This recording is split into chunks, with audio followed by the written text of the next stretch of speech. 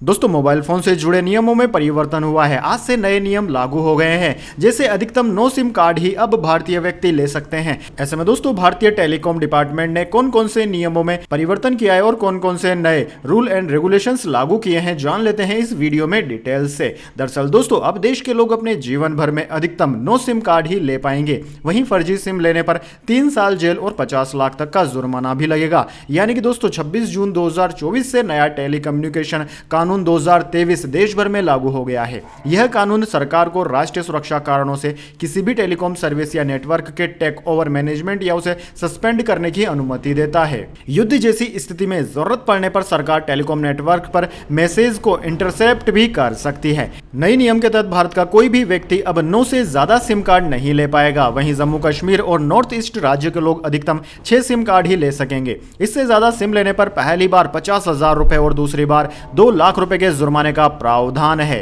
दोस्तों टेलीकम्युनिकेशन कानून 2023 के साथ 3 बड़े बदलाव हुए हैं। पहला है इमरजेंसी जैसी स्थिति में सरकार किसी मैसेज के प्रसार को जहां चाहे वहीं से रोक सकती है। दूसरा, सुरक्षा, पब्लिक ऑर्डर या अपराधों की रोकथाम के लिए टेलीकॉम सर्विसेज पर सरकार अस्थायी रोक लगा सकेगी। तीसरा है नए नियम के बाद टेलीकॉम कंपनियों के लिए कई रास्ते आसान हो जाएंगे। इससे ग्रामीण और दूरदराज इलाकों में नेटवर्क ठीक हो सकेगा। वहीं दोस्तों कंपनियों के लिए भी एक बड़ा मैसेज दिया गया है, यानी कि बड़ा कानून बनाया गया है। इसमें यह भी अनिवार्य किया गया है कि कंज्यूमर्स को गुड सर्विसेज के लिए विज्ञापन और प्रमोशनल मैसेज भेजने से पहले उनकी सहमति लेनी होगी। इसमें यह भी बताया गया है कि टेलीकॉम सर्विस देने वाली कंपनी को एक ऑनलाइन मैकेनिज्म बनाना होगा जिससे यूजर्स अपनी शिकायत ऑनलाइन दर्ज करा सकेंगे। यानी कि अगर आप परेशान हैं आपके पास आने वाले प्रमोशनल मैसेज से, तो अब कंपनी आपसे पूछेगी पहले कि भाई आपके मोबाइल नंबर पर हम मैसेज भेज सकते हैं या नहीं। अगर आप मना कर देंगे तो आपके पास कोई भी फर्जी मैसेज या फिर कंपनी के प्रचार के लिए कोई भी मैसेज नहीं आएगा। दोस्तों इस कानून के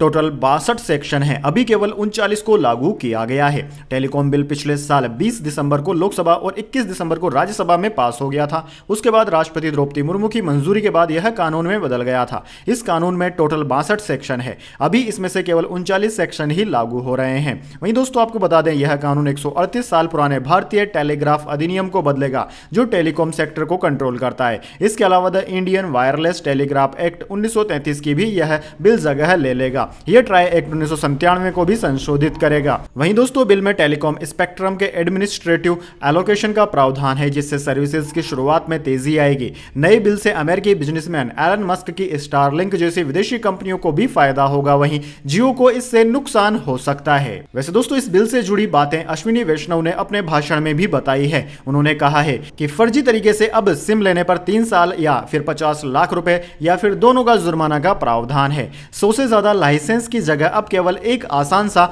ऑथराइजेशन लाइसेंस लेना होगा। वहीं इसके अलावा उन्होंने कहा कि 1885 के एक्ट में कोई बात नहीं थी, इस बिल में स्पेक्ट्रम का रिफॉर्म किया गया है। उन्होंने आगे कहा कि शिकायत के निवारण के लिए digital by design 4 tier framework बनाया गया है। इसके अलावा उन्होंने कहा कि युद्ध जैसी स्थितियों में टेलीकॉम नेटवर्क की सुरक्षा के लिए लीगल फ्रेमवर्क बनाया गया है। उन्होंने कहा कि इंटरसेप्ट का प्रावधान बिल में किया गया है। 1996 के PUCL जजमेंट के बाद से ही देश में यह व्यवस्था है। डिजिटल भारत निधि से नई टेक्नोलॉजी और नए प्रोडक्ट डेवलप करने की भी व्यवस्था है। उन्होंने कहा कि इनोवेशन और टेक्नोलॉजी डेवलपमेंट के लिए एक रेगुलेटरी सैंडबॉक्स की व्यवस्था भी की गई है। यानी कि दोस्तों एक सीमित दायरे में कोई स्पेक्ट्रम या टेलीकॉम का इस्तेमाल करके कोई इनोवेशन करना चाहता है तो वो भी अब संभव हो सकेगा। वैसे दोस्तों इस बिल के बारे में आपके क्या विचार है कमेंट बॉक्स में जरूर लिखिए।